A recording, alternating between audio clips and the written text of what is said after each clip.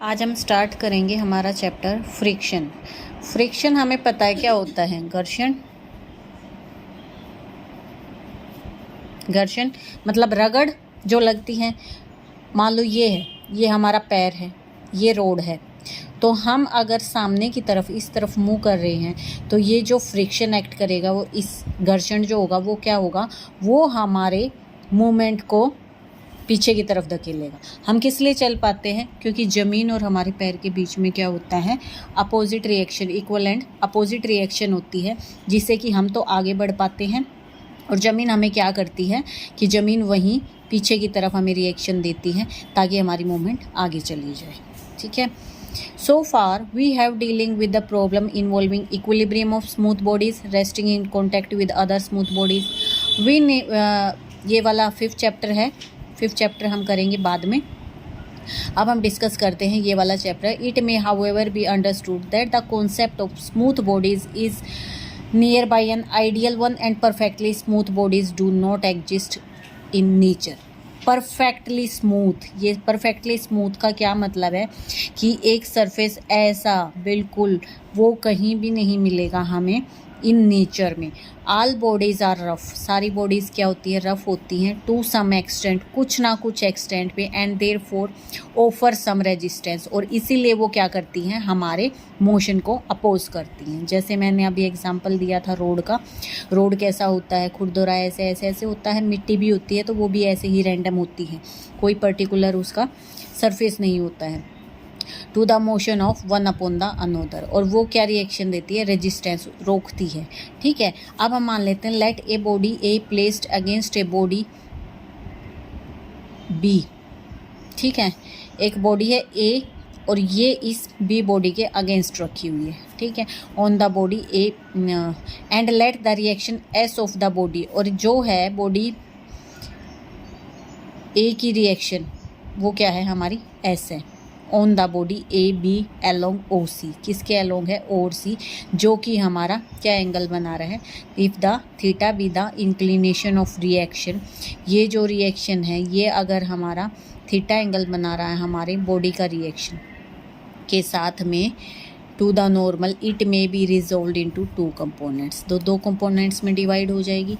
क्या क्या, एक तो ये है जो, ठीक है, एस कोस थीटा, क्योंकि ये क्या है हमारा रिजल्टेंट थर्स्ट है, S cos theta along common normal, और ये हमारा किसके इक्वल है, हमारा आर के इक्वल है। ठीक है, ये हमने दे रखा है ना, वर्टिकल कंपोनेंट हमारा क्या है, आर है। फिर आता है R sine theta along tangent, tangent के एलोंग क्या हो जाएगा, ये इस पे जो टेंजेंट है, टेंजेंट टी, और ये हमारा क्या है, एफ, ये हमने मान लिया कि एफ लेके चले थे हम कि एफ फोर्स है।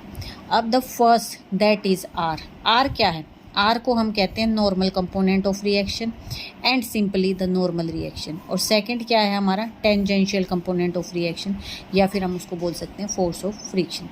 Evidently F is the force which resist, अब एफ ये वो हमारा फोर्स है जो रेजिस्ट कर रहा है इस बॉडी के मोशन को, of body A upon the body B, A के मूवमेंट को on the body B. B क्या है हमारा, वो सरफेस है जहाँ पे हम मूव कर रहे हैं, हमारा रोड है, और ए हमारा क्या है, हमारा पैर है। द प्रॉपर्टी ऑफ रफनेस, किसी भी बॉडी कितनी रफ है, बाय विर्चू ऑफ विच, जिसके कारण से वो हमारा क्या है, फोर्स एक एग्जर्ट कर रही है ताकि वो हमारे मोशन को रोक सके, रेजिस्ट कर सके, upon the another is called the friction, और जो फोर्स एग्जर्ट होता है वो कहलाता है फोर्स ऑफ फ्रिक्शन। ठीक है। अब आता है नेक्स्ट आता है stages and kinds of friction. अब देखो, ये मान लिया हमने एक बॉडी है, ठीक है, जिसका वेट क्या है, W, किस साइड रिएक्ट कर रहा है, डाउनवर्ड डायरेक्शन में। अब इसका रिएक्शन किधर आएगा, अपवर्ड डायरेक्शन में, R, वेट W है, रिएक्शन R है, फोर्स जो फोर्स ऑफ फ्रिक्शन अप्लाई हो रहा है वो F है, और बॉडी किस साइड मूव कर रही है, और कौन से फोर्स में, P फोर्स के साथ में हमारे राइट में मूव कर रही है, और फोर्स ऑफ फ्रिक्शन हमारा अपोजिट डायरेक्शन में लग रहा है। ठीक है। Suppose a heavy body lying on a horizontal table, let the body be pulled by the force P, P force से इधर पुल कर रहे हैं to the plane and let the magnitude of P be increase, और इसको हम क्या करें, इंक्रीज करें gradually. It will be found that for some time the body does not move, कुछ टाइम के लिए वो मूव नहीं करती है अगर ये हमारी बहुत भारी है तो। W the weight of body and R the normal reaction. अब हमें पता है अगर W डाउनवर्ड डायरेक्शन में तो रिएक्शन हमारी अपवर्ड डायरेक्शन में होगी। Normal reaction of the table are vertical forces and therefore have no effect in the horizontal direction. अब ये इधर कर रहा है, ये रिएक्शन इधर है, तो इस तरीके से हमारी कोई मूवमेंट नहीं होगी। So it is the force of friction F acting on the horizontal direction. तो अब देखो P फोर्स से हम इसको पुल भी कर रहे हैं, फिर भी ये मूव नहीं कर रहा है, जबकि हमारा एक फोर्स इधर है, एक इधर है, एक इधर है। तो वो कौन सा चौथा फोर्स है जो एक्ट इसको मूव नहीं करने दे रहा है इस डायरेक्शन में, वो हमारा क्या है, force of friction. F acting in the horizontal direction which prevent the body from moving. और इस तरीके से ये बॉडी हमारी क्या हो जाएगी, इस पॉइंट पे इक्विलिब्रियम में कब हो जाएगी, जब हमारा F तो P के इक्वल है, फोर्स ऑफ फ्रिक्शन हमारा जो हमने फोर्स अप्लाई किया उसके इक्वल है, और हमारा वेट किसके इक्वल है, जो हमारा रिएक्शन है उसके इक्वल है। ठीक है, as we increase the force P, जैसे हम P को इंक्रीज कर रहे हैं तो हमारा F भी क्या है, इंक्रीज हो जाएगा बैलेंस करने के लिए। But there comes a stage when with the increase in the value of P the body does begin to move ultimately।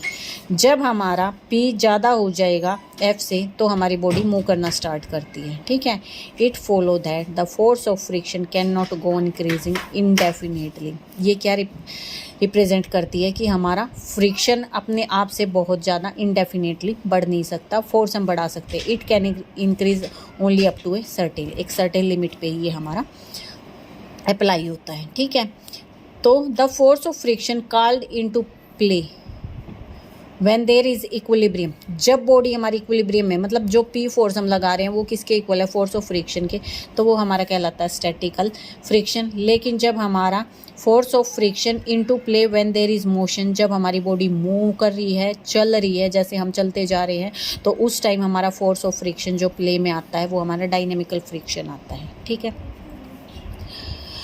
अब आता है law of statistical frictions. Statistical friction act in direction.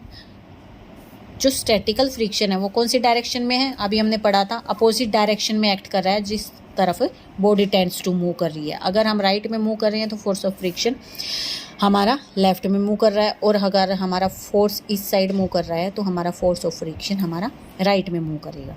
Second है the magnitude of this force is just sufficient to prevent the body from moving. और ये magnitude है जो force का, resistance वाला, ये बहुत है बॉडी को मूव करने के लिए, रोकने के लिए।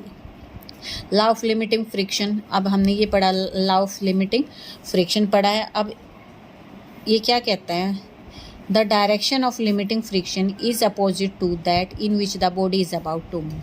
जो लिमिटिंग फ्रिक्शन है वो किस डायरेक्शन में होगा, अपोजिट में। मैग्नीट्यूड क्या होगा लिमिटिंग फ्रिक्शन का, of the point of contact कहाँ का होगा, जहाँ पे बॉडी टच करिए एक दूसरे को, in the ratio to the normal reaction at that point। the limiting friction is independent, वो शेप और एरिया पे, जो हमारा कॉन्टैक्ट का एरिया है और शेप, उस पे डिपेंड